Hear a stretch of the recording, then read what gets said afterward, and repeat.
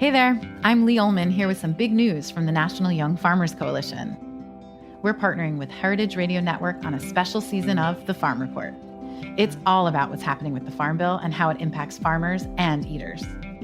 I am growing diversified vegetables on land that's been in our family for 150 years.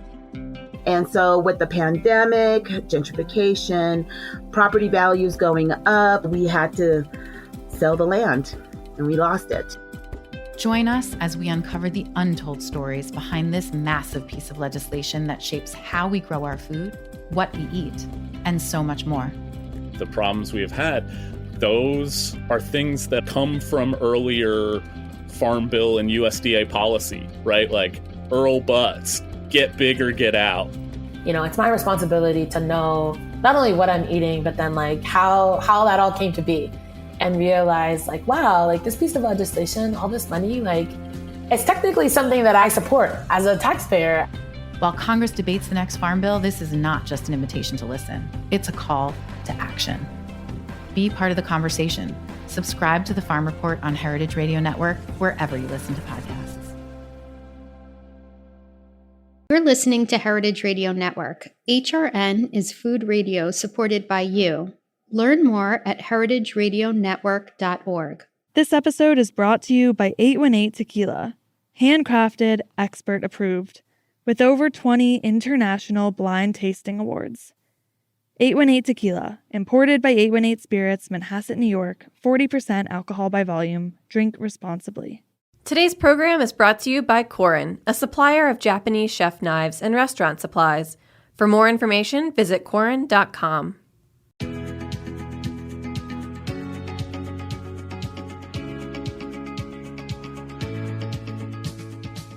Welcome to Spill and Dish, a new podcast from the Specialty Food Association.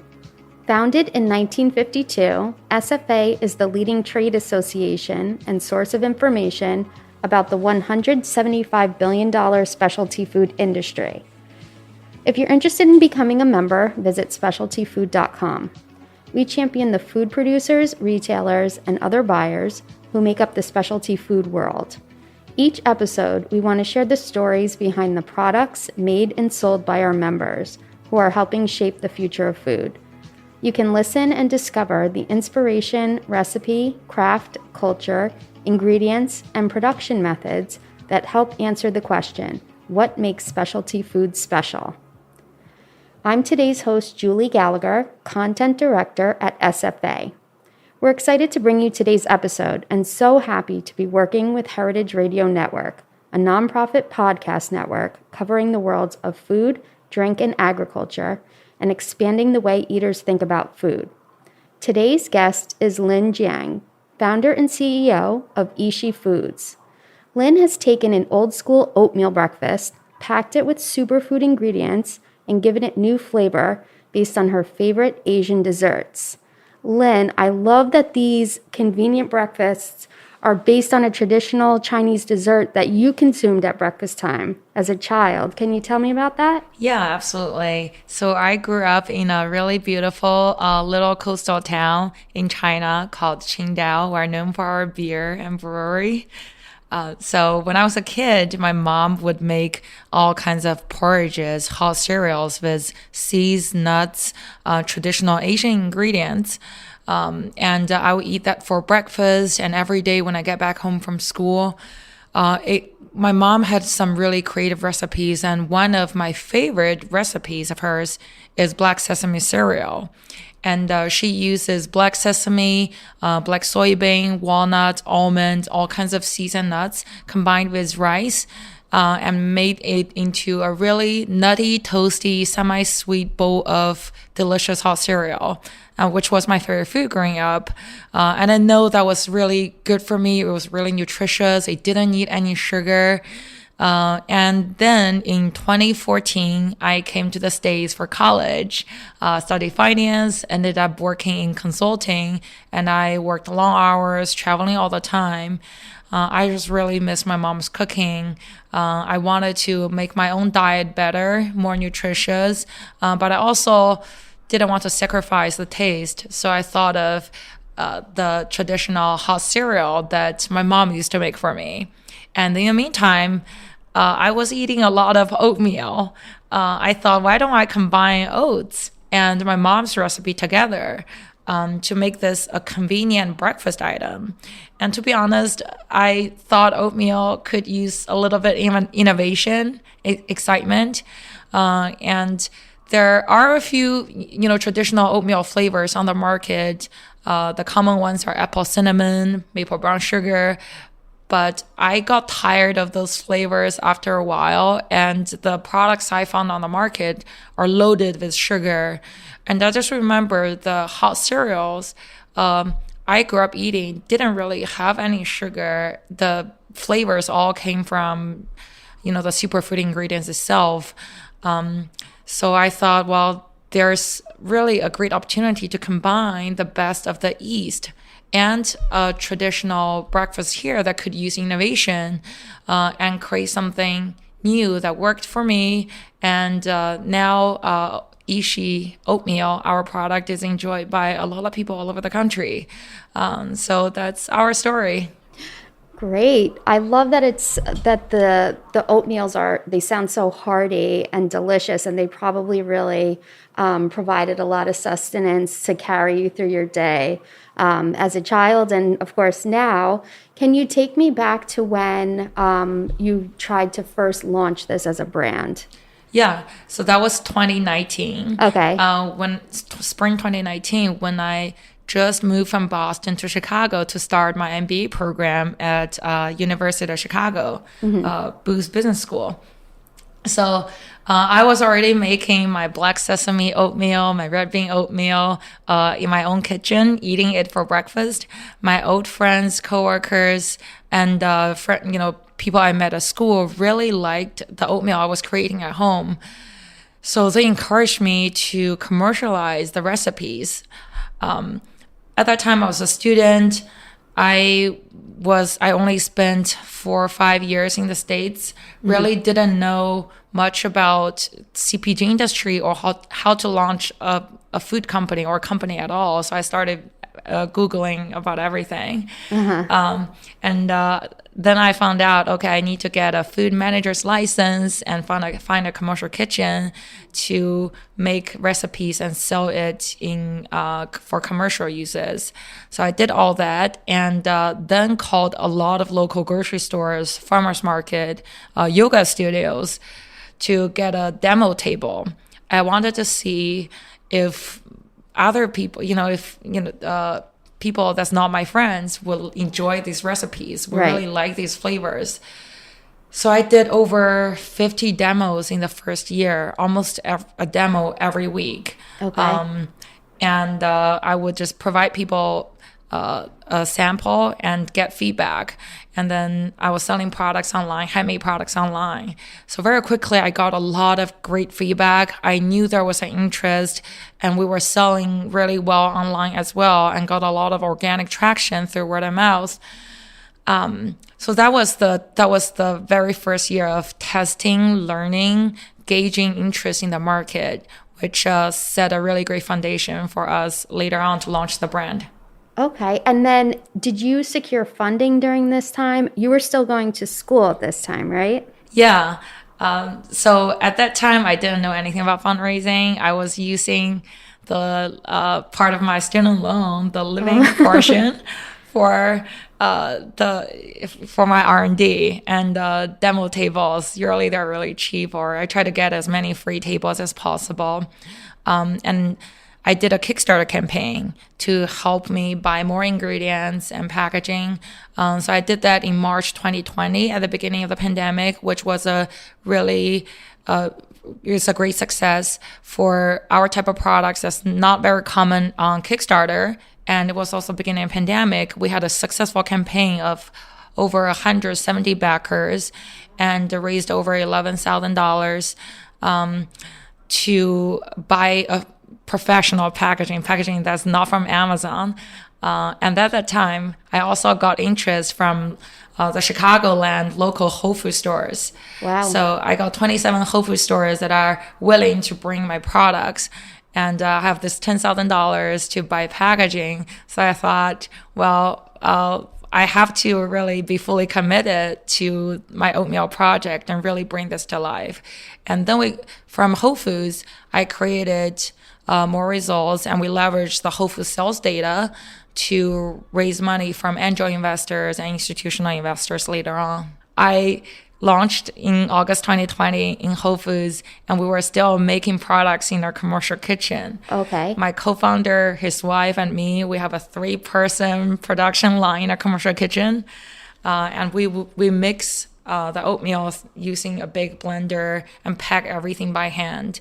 And I would use a hairdryer. My job was to use a hairdryer to seal this shrink band, this plastic shrink band on our cup. We don't have that anymore. By the time, that's the best we can do, sealing everything by hand. We would produce products for 8 hours on a Sunday to supply local Whole Foods stores and drive to every store. Wow. That sounds kind of stressful, was it? There was stressful moments, but I think end of day, it's always a really rewarding, fulfilling, fun day. So yeah, the way I think about it is do we call it a stressful moment? Do we call it a stressful day? I think there were definitely stressful moments, but very fun experience.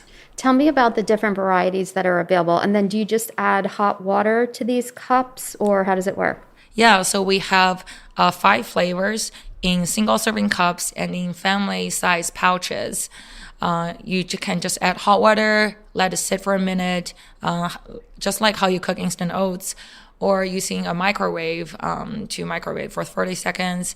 Also, you can make our oatmeal into overnight oats. So we use a blend of traditional rolled oats and quick oats, which enables our oatmeal to cook fast, but also produce a really good texture, which makes great overnight oats. Okay. And what about the superfood ingredients? Yes. So we have 5 distinct flavors. We have the black sesame flavor, taro bubble tea, matcha latte flavor, a red bean flavor, and a sweet osmanthus flavor, which is a herbal tea. So every flavor uses a unique blend of superfood ingredients that produces the distinct flavor, traditional flavor, but also the nutrition supports a functional benefit. So during this journey, I worked with a registered dietitian to perfect our recipe. For example, the black sesame has black sesame, chia seeds, walnut. The taro bubble tea has 100% organic pure taro. That's really, really hard to find in any stores or any taro flavor products on the market. And we blend that with coconut milk, black tea, blueberry, and chia seeds. And taro bubble tea oatmeal is our best seller. And this just blend of wholesome, real ingredients, superfood ingredients, produce a really great flavor. And it's also just really clean. Sounds delicious. So you mentioned Whole Foods. How else are your products distributed? And I love that you did demos in yoga studios and you're clearly thinking outside the box. So tell me where people can find these products now. Sure. So we are in Midwestern Whole Foods right now, but in August, which is coming up, we'll be distributed nationwide with Whole Foods. We'll be in every single Whole Foods stores. We're also in all of the Meijer stores in the Midwest. Okay. Bristol Farms, Gilson's. Check out our website. We are distributed through natural and conventional channel throughout the country. In the meantime, we're also selling on our website, which is yishifoods.com, and we're on Amazon as well. Okay. I noticed from your website that you have an interesting subscription service. Tell me about that. Yes. So what we noticed from the first year is we have a really great loyal customer base and really high repeat purchase rate. I think a few factors explains it. One is oatmeal is a habitual food. So people that eat oatmeal really like to eat it very often. 2, the flavors we have, we have 5 unique distinct flavors. You can have one flavor every day for 5 days without repeating it. Also, all of our products are sugar-free. So we sweeten it with organic stevia. So nutrition-wise, it works for just a larger audience diet. So we found our customers tend to be very loyal. So we started a subscription plan to help customers save and also just get their oatmeal without really thinking or hopping on our website all the time. Okay. So can they mix and match the different varieties? Oh, yeah, absolutely. So we have different bundles, or you can do single flavor as well. Okay. And talk to me a little bit about any supply chain issues you may have encountered. I think there was an oat shortage happening. Can you tell me about how that affected your business? Yes, there still is a global oat shortage because it started with a drought in Canada last year. And very quickly, all the biggest oat suppliers across the globe are running out of oats. One of our suppliers told us just yesterday that their oats were completely reserved for the next year. Oh my gosh. Yeah, they don't even have any oats left for next year. So we experienced the oat shortage. So the way our team tackled it was our entire team, including sales, including marketing, everyone started reaching out to oat suppliers, and we got, a pallet of oats here, a pallet of oats there from Canada, from Wyoming, and we were looking at chili suppliers. So the entire team helped the company find a few oat suppliers to get through the worst time during the pandemic. And now we have established relationships with one of the biggest oat suppliers, and we have quite a few in the pipeline.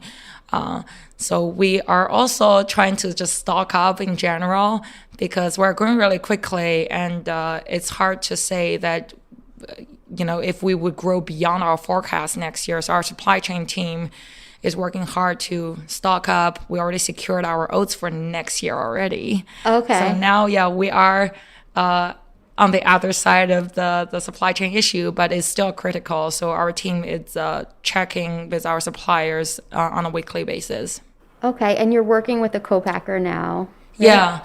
That was part of the supply chain challenges too, because a lot of co-packers had labor issues and also had scheduling issues during the pandemic. So we started with one co-packer, but then they run into production planning issues and labor shortages. So we just finished onboarding a second co-packer, which is a lot larger, and we are at a stage where we're ready for their volume. We're even looking at a third co-packer to potentially onboard later this year. So this leads to a business priority this year for me, which is to establish operational processes and robust supply chain for us to scale next year. Okay, and now you have the volume now that you're going to be supplying all of the Whole Foods stores to work with that yes, absolutely. larger co-packer. That's great. Have you done in-store sampling before? We have not. So we kind of launched in the middle of the pandemic, but the in-store sampling demos just started again. So Whole Foods has started their demos, I believe, last fall. So this year, as we launch global, we're looking to start demoing again. So I think we have a round of demos scheduled for Whole Foods in October. So I'm gonna go to every region for the first demo. I'm super excited to go back to store and start talking to a customer and share the products. Great. And how did you do it? How did you expand distribution through Whole Foods nationwide? So for Whole Foods, we leveraged our local sales data to tell a good story. So we started in Chicagoland Whole Foods for an Asian-inspired oatmeal product. A lot of people would probably think, oh, you want to start the brand in California or in New York. But the company is based in Chicago. That's the store that I walked into during the pandemic. So we started there. But we did really well. So the buyer really believe that we could do even much better if we go nationwide. So that's kind of the story, the success story we have building Whole Foods. And also the shows like Fancy Food and also the other shows really help us connect with the buyer face to face. I really find a lot of value from these in-person meetings where I can tell my brand story to a buyer and have them try our products at the booth. So all of these things really help with sales. Yeah. Yeah. And what's something that you know now that you wish you would have known back when you first embarked on this journey? I think maybe the biggest thing is operations, supply chain. So when we first started working with a co-packer, we only found one. I wish we found two, because very quickly, when the one co-packer ran into issues, there's really nothing my team can do. We have to wait for the co-packer. So we were out of stock for a while during the pandemic. But the good news is we learned our lesson and we have onboarded more co-packer. And going forward, we are really excited to really grow our supply chain. Okay. So we're almost out of time, but before you go, we'd like for you to participate in our final segment. It's called Take 5, where we pose 5 questions to our guest. But first, let's pause for a break.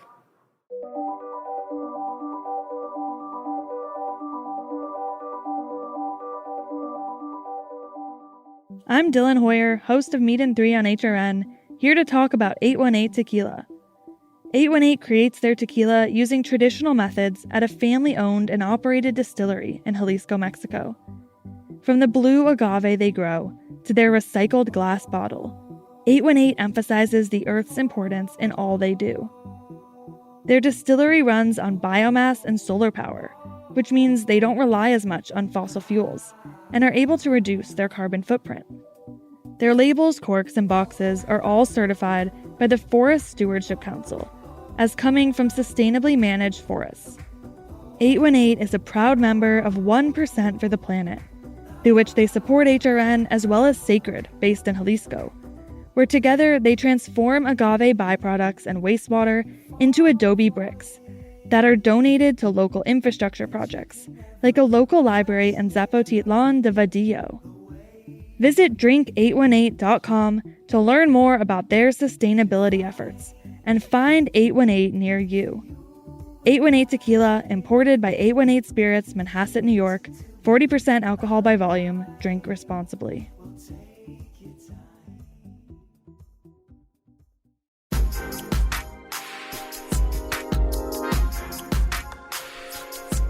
Today's program is brought to you by Korin, a supplier of Japanese chef knives and restaurant supplies.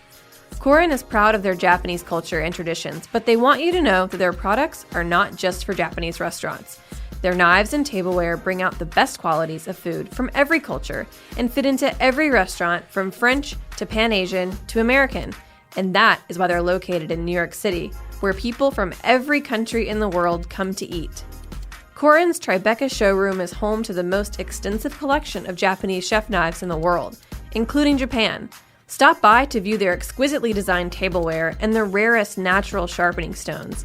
They have a whole range of knife services, from repair and rust removal to reshaping and realigning.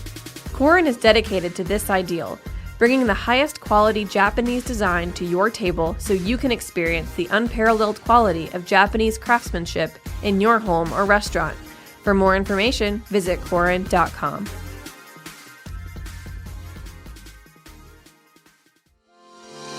Hi, I'm Katie Mosman-Wadler, Executive Director of HRN. HRN is dedicated to amplifying voices from all across our food system. Today, I'm asking listeners to take part in our summer membership drive by helping sustain our mission to expand the way eaters think about food. As a thank you for this tax-deductible donation, you can receive some great HRN swag, including the HRN cap, wine carrier, or a special spice set from Burlap and Barrel. By becoming a member, you'll play an essential role in keeping nonprofit food radio on the air. Go to heritageradionetwork.org/donate to become a member today. Thank you for your support. Okay, here are your 5 questions for our final segment, Take 5. What's your favorite thing about the specialty food industry? I love the innovation. There's always so much innovation going on in every category. And the innovation is driven by consumer trends. So it's just exciting and it's what consumers are looking for. And what do you like most about being a Specialty Food Association member?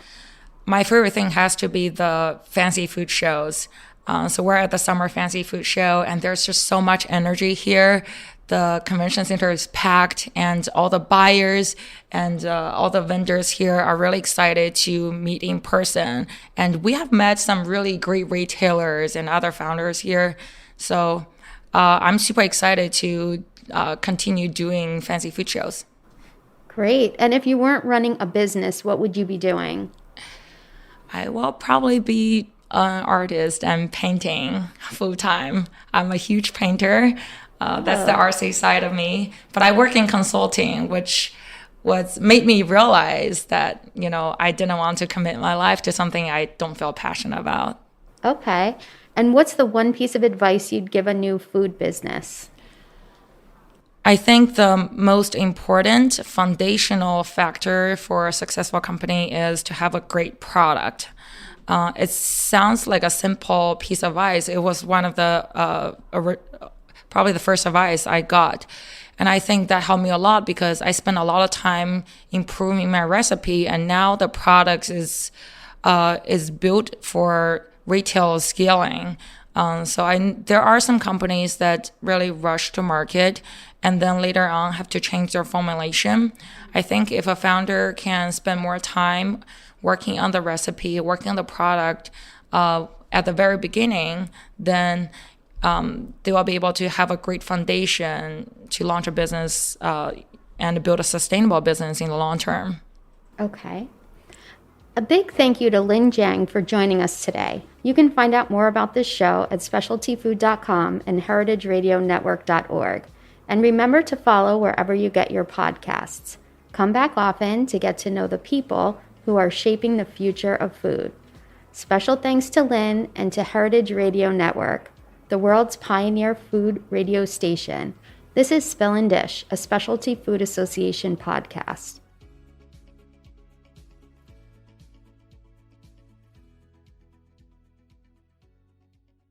Spill and Dish is powered by Simplecast. Thanks for listening to Heritage Radio Network, food radio supported by you. Keep in touch at heritageradionetwork.org/subscribe.